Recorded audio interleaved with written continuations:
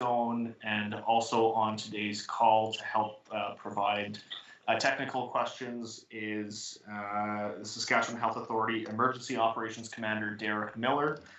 Both Dr. Shahab and Mr. Livingstone will have opening statements followed by questions. Dr. Shahab? Thank you, Jim. So good afternoon, everyone. So I'll again start by offering my condolences to the families and friends of 3 residents who have passed away since Tuesday.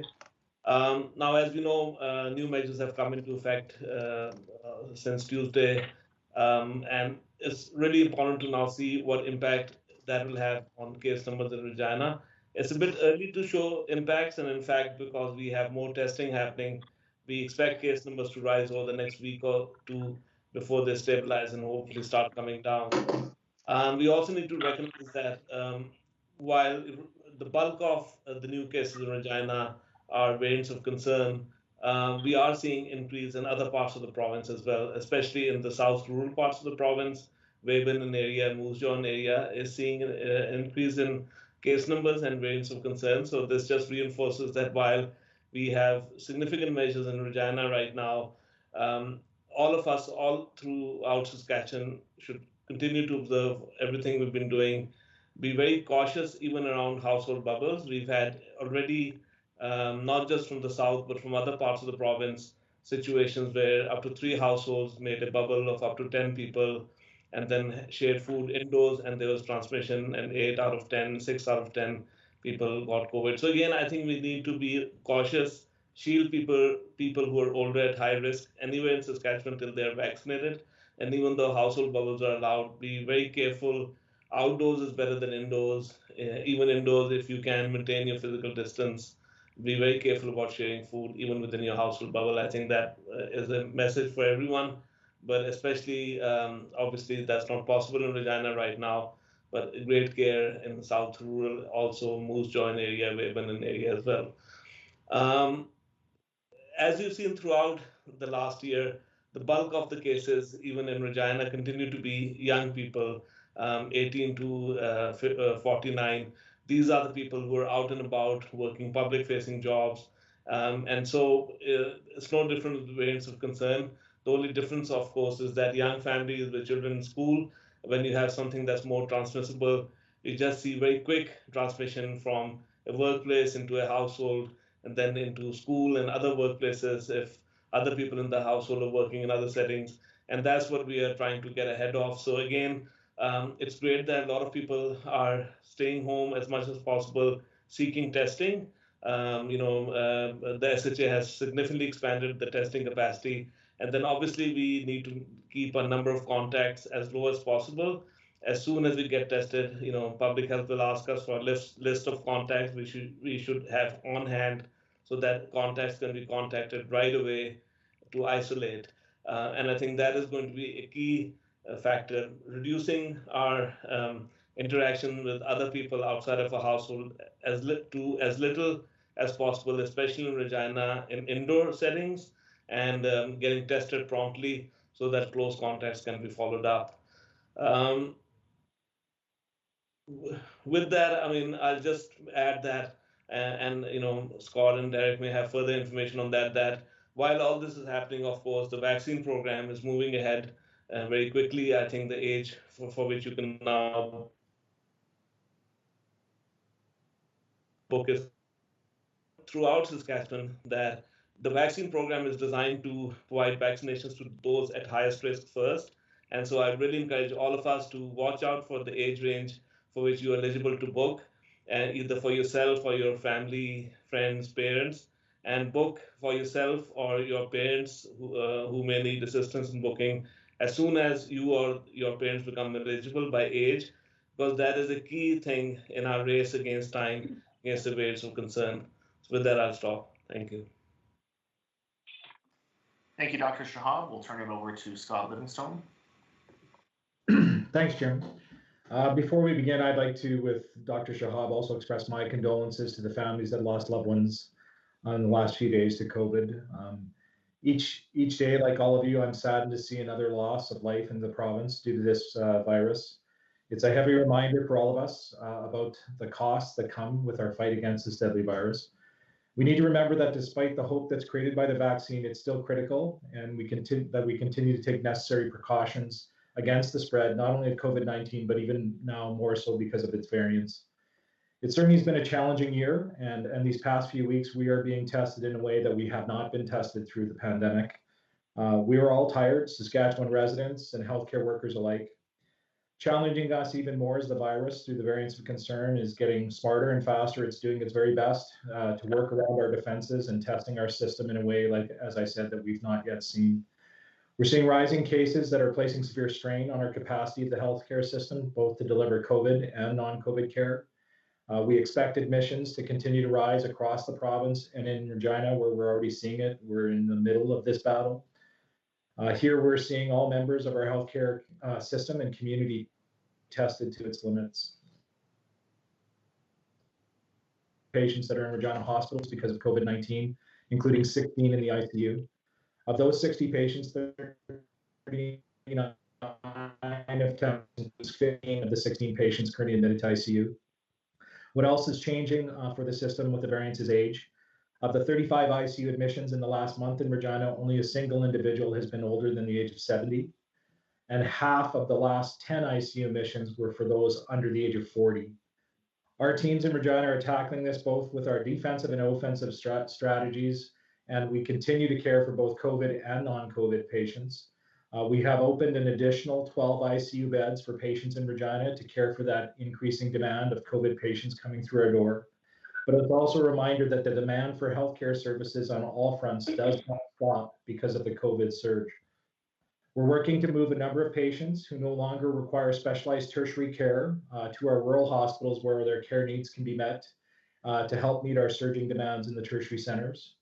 On the testing front, we know that people are experiencing long waits and demand has sharply increased, and particularly in Regina, and our teams are working hard to surge in this area as well. We've already announced earlier today that we're expanding our hours for the testing at our COVID-19 drive-through testing site in Regina to better serve this increasing demand. And over the days to come, you'll see a further expansion of services. So we're going to a 50% increase or a 12-hour-a-day operation. And then early next week, we'll be up to 16 hours a day, which is a 100% increase in capacity, looking at a projected peak of around 1,900 tests a day in Regina's drive-through alone. So we are asking everyone who attends a drive-through to be kind to each other and respectful to our staff at all times.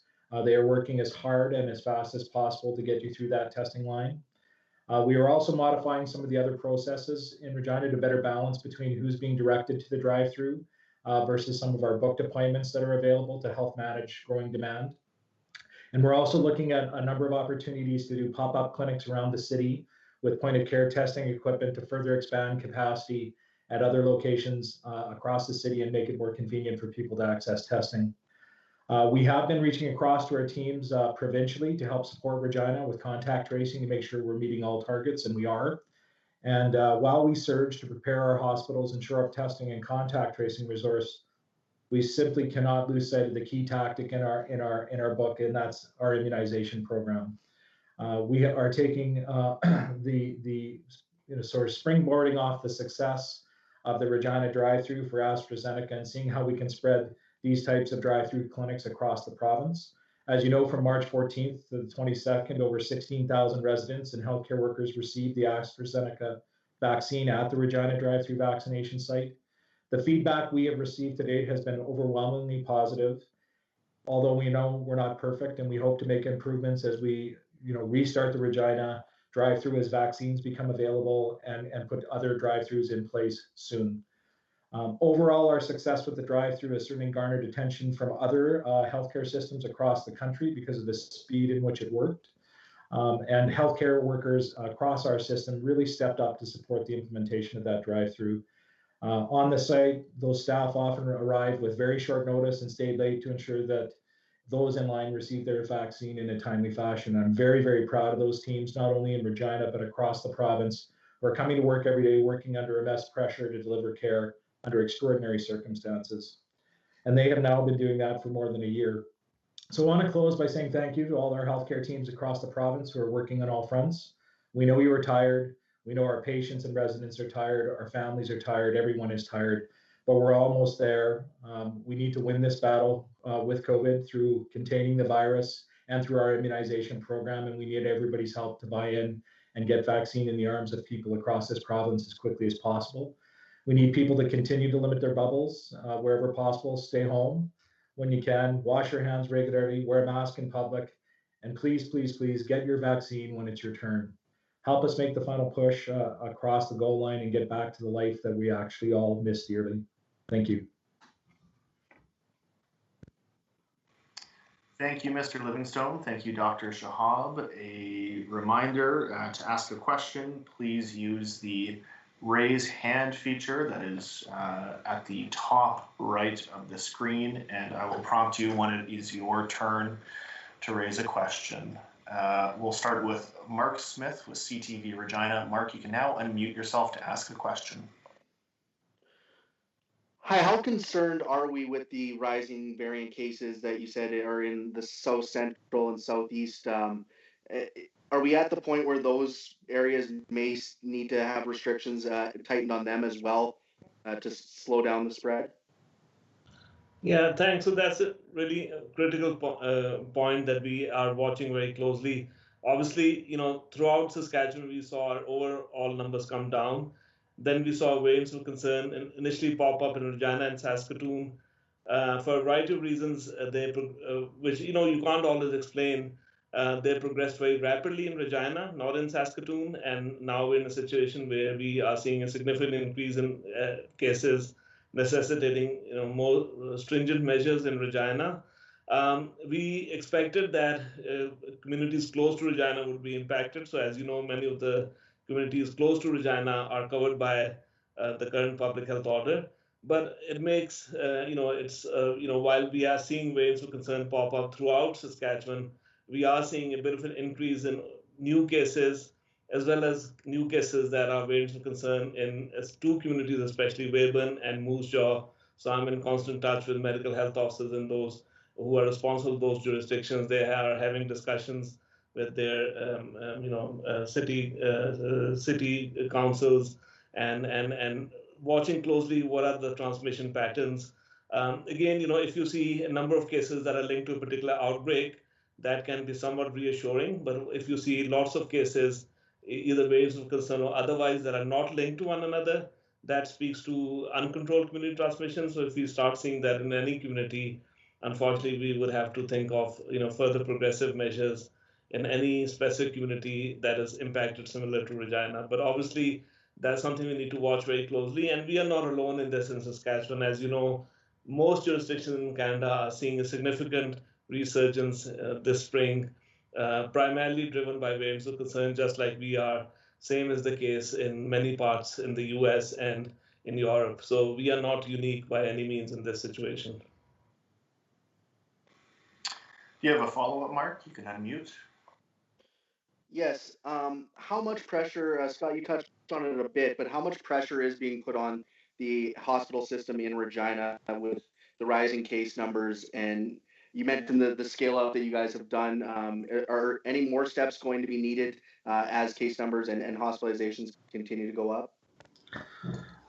So thanks for the question. And so, yes, as always part of the original strategy, both on the defensive and offensive strategy, there's always been considerations to further expand services if we're starting to see an upswing in cases and a peak. So as I said, we've already expanded the ICU beds in Regina. We've also already identified other areas that we could expand into ICU care. We've spent a lot of time planning, upskilling physician skills, buying equipment, making sure we have ventilators, beds, and all those sorts of things required if we have to do that. However, I mean, like before, so there is significant pressure, as I've said, pressure that Regina hasn't seen through this pandemic yet, and we are testing the system to its fullest. The other thing to remember, though, is we are also using other resources available to us. As I mentioned, we're using our provincial services as a provincial organization, so transferring patients out of facility as quickly as we can into rural sites where their care can be handled in an appropriate fashion to free up sites or beds in tertiary center, as well as working on how we contain and mitigate through testing and aggressive contact tracing. But that said, I mean, there is significant pressure, and it's not something that we're taking lightly, and we continue to plan for having to expand as we don't believe that we're at the peak of this by any stretch of the imagination. We'll take our next question from Stephanie Taylor with the Canadian Press. Stephanie, you can unmute yourself now.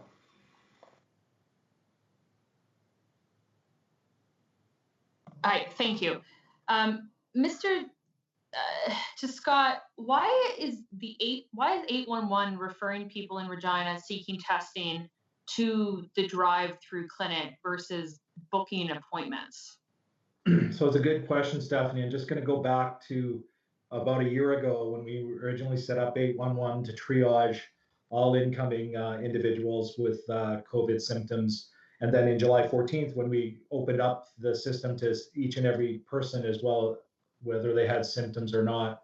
So because we've always had the dual mechanism of doing swabbing and testing, particularly in the big centers, you have the drive-through sites and the booking site. So why are we still doing it? Is it because it is more convenient? Some people don't drive, and we need to actually try to book them into appointments that are more appropriate. Some people prefer that.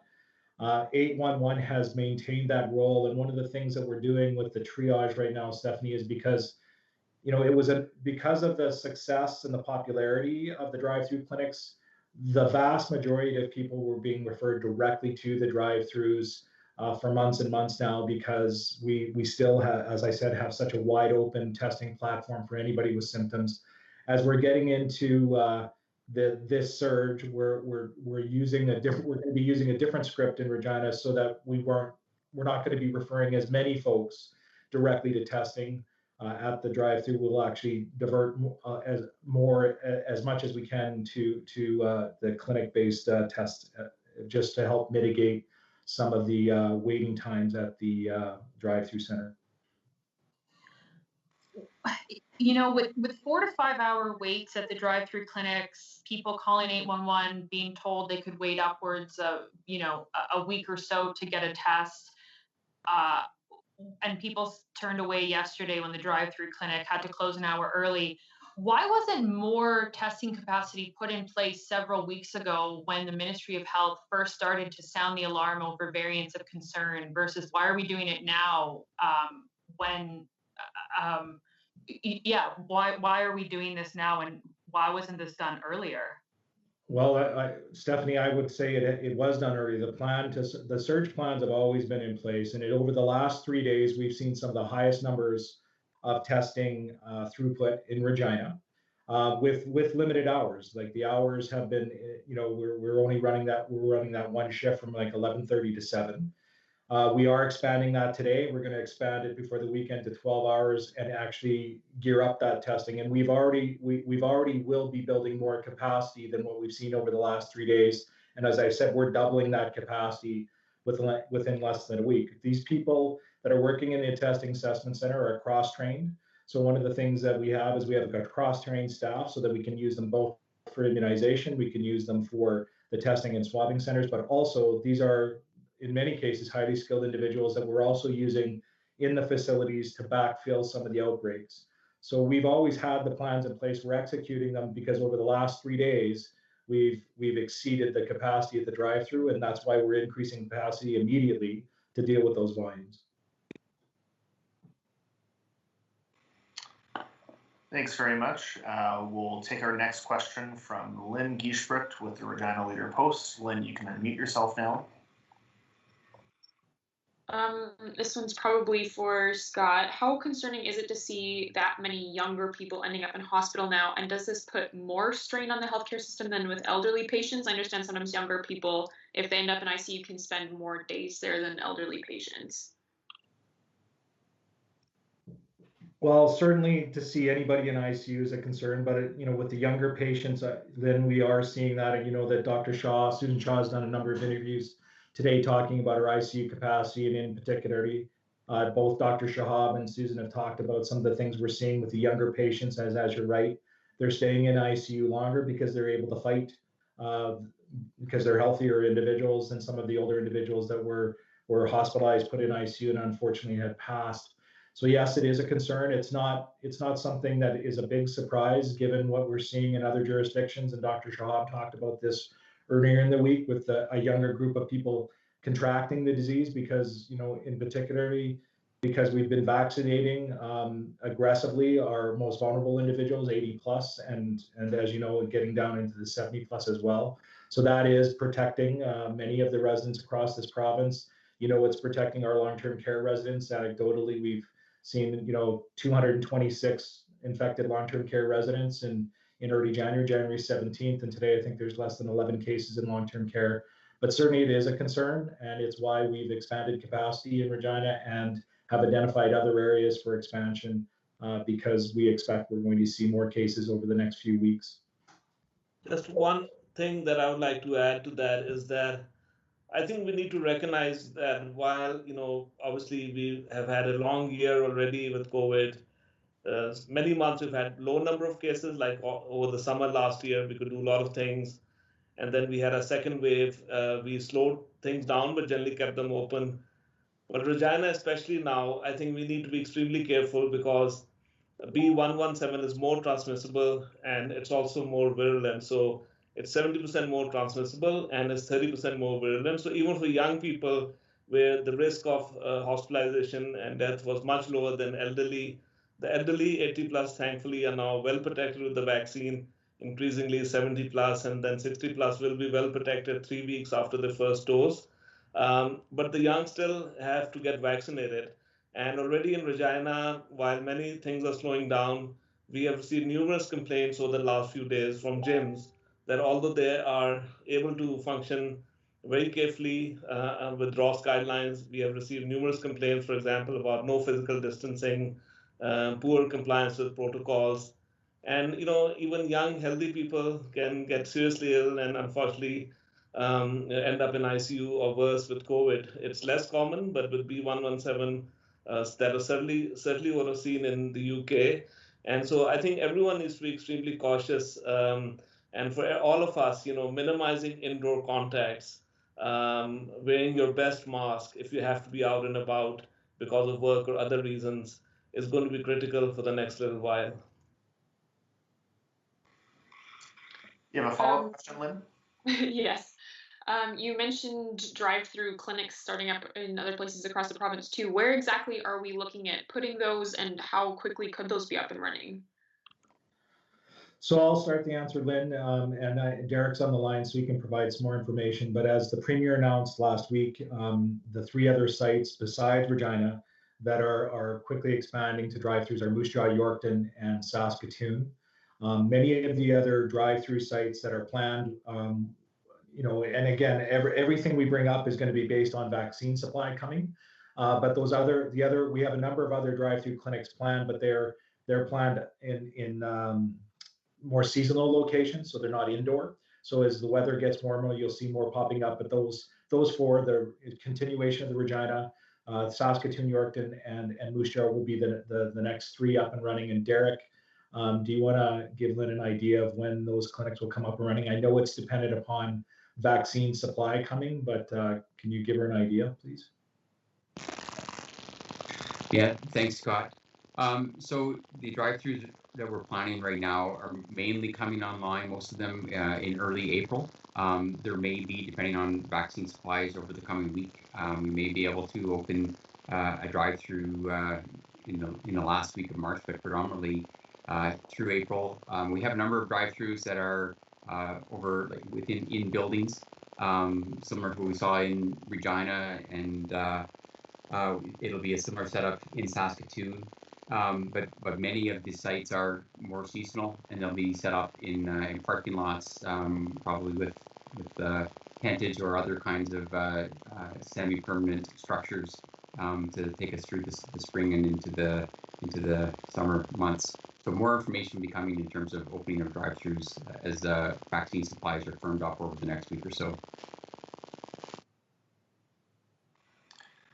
We'll take our next question from Heidi Adder with CBC Saskatchewan. Yeah, thanks. I want to go back to drive-through testing for a moment in Regina. we've been hearing those similar complaints to what Stephanie mentioned. Is it acceptable that people who were referred to go to the drive-through site were waiting in line for, we're hearing, more than 4 hours for a test? So no, it's not acceptable to have people wait that long in line for a test, and that's why we're aggressively expanding capacity so they don't have to wait and we can meet demand. After they get those tests, my follow-up then is, what are the current wait time for results? We're hearing people say that right now they're being told expect more than 48 hours just due to the sheer amount of testing. What are the current wait times for test results? Derek, do you have that information? I don't have it available at my fingertips, but we'll see if Derek has an understanding. My understanding is they're meeting their targets for testing, but Derek can provide that information. Yeah, depending on where the test took place in the province, because we have to account for travel time to get to one of the lab locations in Saskatoon or Regina. It's typically, once it arrives in the lab, about 24-hour turnaround time for results to be made available to public health, and public health has a 24-hour timeline to contact all cases. So that gives a bit of an indication of about 48 hours from your test that you could be contacted with positive results. It does tend to take longer than that for negative results. That could be a few days after that 48-hour timeline.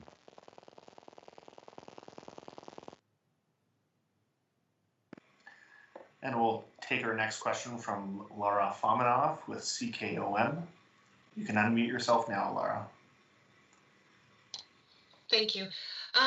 With Easter coming up very shortly in the next week or so, and the travel advisory for Regina and the communities around Regina, is there any worry from any of you, that those living in Regina or surrounding communities may make their way to Moose Jaw or up to Saskatoon because of the restrictions that are in Regina right now? You know, to have family time, to have a good time, to go to a restaurant, to go to places that are open just a couple of hours north. Yeah, thanks. So, I've already heard from many friends who have said that, even if they had a plan as simple as maybe going to visit a close family who they thought would be in their bubble, they've obviously canceled that because they were in Regina or outside of Regina. And similarly, many people who are planning to visit close family because they could, up to 3 households, have canceled that. So absolutely, it's changing a lot of plans for people over Easter, and it should. And again, further to the earlier questions about testing, we have to understand that it's a whole continuum. Up to 40% of COVID transmission happens in asymptomatic people, especially in young people. So even if you're feeling perfectly well and even have no reason to get tested, you can still transmit COVID in the current situation in Regina. So obviously physical distancing, mask use, minimizing any contact less than 2 meters or even more than 2 meters in a situation where there's lots of people in the indoor space, I think is going to be critical. And that applies to worship services, other indoor locations, being as cautious as possible. And if you're at work and you can't work from home, just, increasing all the measures you have currently in terms of increasing your care when you're around other people, when you're not at your workstation, is going to be critical. And similarly, over Easter break, stay home, stay close to home, enjoy the outdoors, but do not travel outside the community in general throughout Saskatchewan, but especially do not leave or come to Regina. I think that is going to be critical to slow down transmission within Regina and from Regina to surrounding jurisdictions while we give the chance for the vaccine program to really start protecting us for not just the short term, but for the medium term as well. Laura, you can unmute yourself for follow-up. Thank you. The other question I had was whether, because of the demand for testing in Regina right now, are there resources being shifted from Saskatoon, from Prince Albert, or other areas where testing rates are perhaps not in as high demand to go to Regina to meet that demand? Sorry, I'll start and then Derek can fill in if I've missed anything. So we are actually activating all of the teams across the province to prepare for surges in COVID cases. It's prudent, as Dr. Shahab has said, COVID is everywhere, and the COVID variant is as well, just in different levels. So we have our planning chiefs across the province planning on testing capacity, contact tracing capacity, et cetera, across the province. With respect to specific to Regina, and are we bringing in extra resources from outside of Regina? We are bringing in some over the next couple of days from outside of Regina in some of our southern areas to help support expanded capacity in the short term, but we are drawing most of the resources, if not all of them, to increase capacity at the testing center directly from Regina. One of the other things that's available to us, and we heard about this a number of weeks ago, is with the changing of some of the lab licensing requirements on who can do testing, that was really done to help support some of the point of care testing in schools, et cetera. That does benefit the SHA as well, because it opens the door for us to bring in more of our teams to help support the swabbing and testing centers, because we can also use a wider variety of individuals within our staff to do that. So that's what our focus is. Derek, did I miss anything? I think you covered it, Scott. And we have time for further questions. If you are on the call and would like to ask a question, please use the raise hand feature. And we'll go to Brad Brown with the Quad Town Forum for the next question. Brad, you can unmute yourself. Hi, Scott. I've spoken with several local mayors in our coverage area over the last few weeks here. A few of them were surprised to learn from me that their communities had been marked to host a mobile clinic at some point. And then in more recent conversations, they'd also indicated they still hadn't had any direct communication from Sask Health to date. So my questions then, I guess, would be, what can you tell me about a possible timeline for deployment of the mobile clinics? Is it on the same timeline-ish in terms of seasonality as the drive-through clinics, as well as the SHA's plans for communicating these clinics with the local governments and community at large? Well, great question. And again, Derek can fill in some of the blanks. I just want to highlight that, as you've already pointed out, mobile clinics are one of the tools that we'll be using to spread the vaccination program out across the province beyond the mass immunization centers that are stationary and some of the other drive-through clinics. And then, of course, teams going to homeless shelters and other congregate living facilities to do vaccinations. So with the mobiles, there's been a plan, with respect to setting up the equipment. They're not all pre-booked in for certain dates yet, because again, they're going to light up more and more. And I believe we've already had a few on the road, but Derek will correct me if I'm wrong. But those schedules will be coming up, including how we'll make sure the communities are made aware of them well in advance as vaccine supply continues to come. And as you've already pointed out, there is some seasonality associated with the mobile sites, but they're not all, mobile in a van outside. They're mobile going to, a town hall or going to another facility, a school gymnasium or something like that within the facility. But it's really trying to make getting the vaccine as convenient as possible for Saskatchewan residents, and using the mobile clinics to actually bring that through multiple communities within a week. So it might be in a community like Melfort one day, and then in a community like Tisdale the next day. And those are not probably great examples, but Derek would be able to provide more. But I'll just ask Derek to add to that answer for you. Yeah, thanks, Scott. So as Scott mentioned, we have a number of different tools to bring vaccines to communities and to certain populations. Typically, the mobile clinics, in terms of loading up a vehicle with the supplies and vaccines, we would be taking that to identified populations. It could be to the shelters and emergency shelters and group homes that we are focusing on over the next few weeks. Or it could be actually having scheduled appointments in a community center or a rink or gymnasium or whatever it might be, that residents in that area, that they could see when they become age eligible. They could go into the booking system, and they would see that as one of the clinics that they can book into in order to get their vaccine. So that clinic wouldn't necessarily operate on a routine basis every week, but would rather be there in order to provide an opportunity to get the population that's in that age group in that community. And Brad, if you have a follow-up question, you can unmute yourself.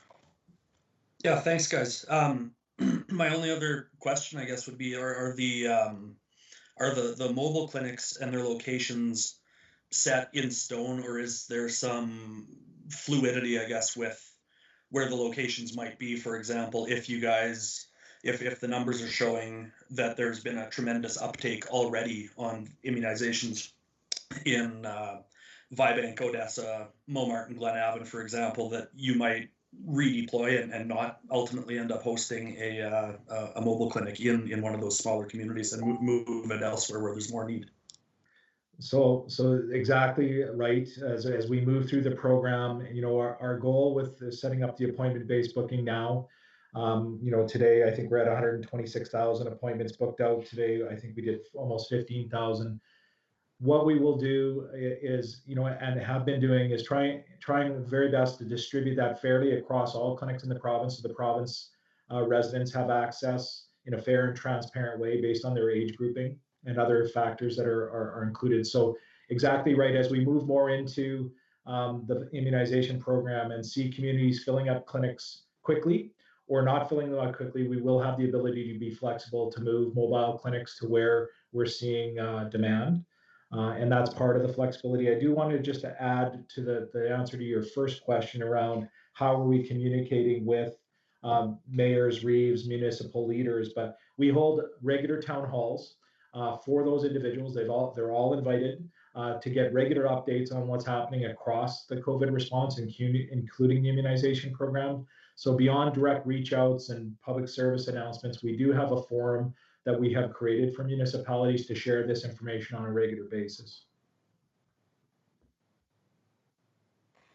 We'll take our next question from Lynn Geisbrecht with the Regina Lear Post. Have we seen anyone test positive after being fully vaccinated, whether with just like the original strain or with a variant? Yeah, thanks. So we have received some, we are aware of some situations internationally where after 2 doses, you can get mild illness, which is less transmittable. In Saskatchewan, we have had a few situations where in long-term care facilities, for example, there has been mild illness, but it was found out that it may have been a staff member who was not vaccinated yet, or it may have been a resident who was not fully 3 weeks after their second dose. But certainly we do know from other countries like the UK and Israel who are well ahead of us that once you're vaccinated, 1 dose obviously, but then 2 doses, you can get there's a low chance, 20 to 30% in some cases, that if you're exposed to COVID, you can get a mild illness, but you're less likely to transmit. And that's why at the moment we're saying that even after you get your first dose, continue with all public health precautions. But as we learn more and more, we're seeing that as more and more people get vaccinated, the risk of transmission obviously goes down, and that's called community immunity or herd immunity. But certainly that's something that we will be closely watching, and we'll be watching it for several reasons. One is, of course, we all want to know that once we're all vaccinated, when can we start relaxing measures? So that's one reason. Secondly, for the most vulnerable, people in long-term care, people who are immunocompromised, who in some cases may need a second dose earlier, we have to be very careful around individuals who may not be fully protected, even though the vaccines work extremely well. And that's why everyone around them should also get vaccinated. And that's why all long-term care staff have been offered vaccination and should be fully vaccinated. And similarly, increasingly caregivers and people who frequently visit long-term care facilities, as they become eligible, it is essential that even if their loved ones are fully vaccinated long-term care, we as individuals who visit our loved ones in long-term care should also, when our time comes, be fully vaccinated. But we will be watching this closely because the decision to extend the second dose by 4 months enables us to vaccinate more and more people.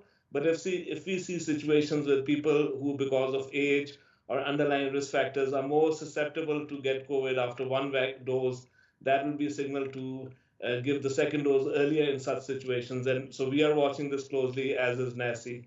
But that's something we have to monitor both in Saskatchewan and in Canada. Thank you. Follow up, Lynn?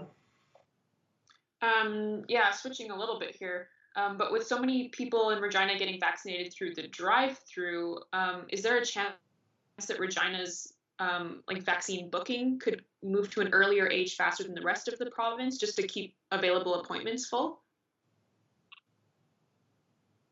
Maybe I'll speak to, maybe I'll give some general comments, but then maybe Scott or Derek could add to that.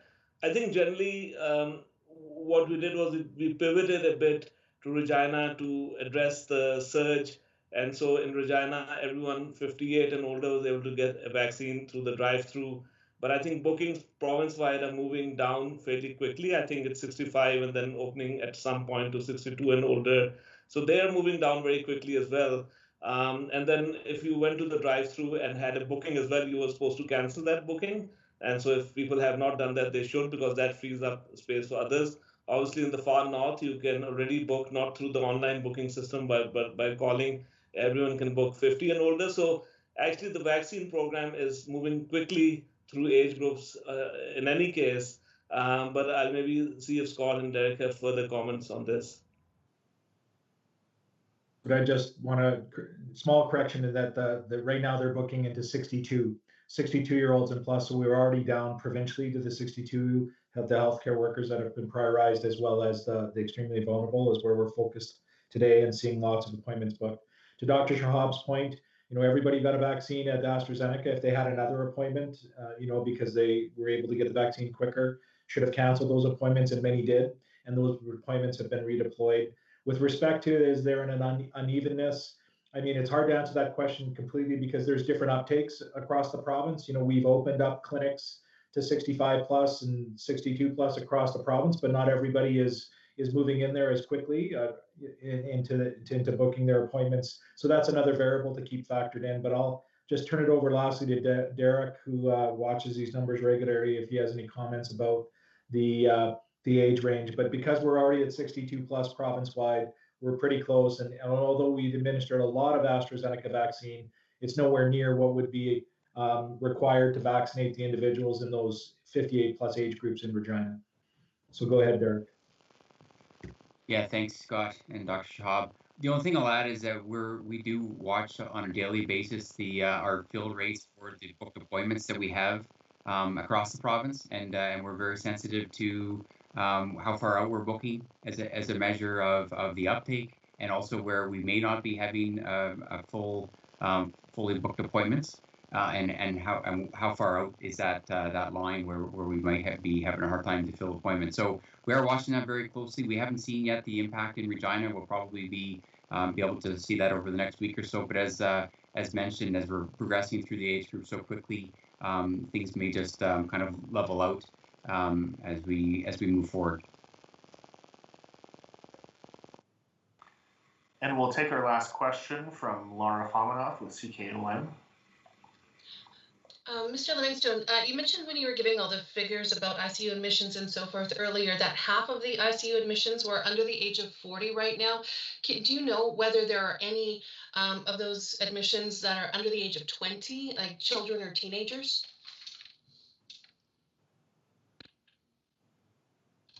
I don't have that data, but we can certainly get it for you, Laura. Thank you. Do you have a further follow-up, Laura? I don't. That's everything. Thank you. Thank you very much for joining us today, everyone. That concludes our time for today's COVID-19 update.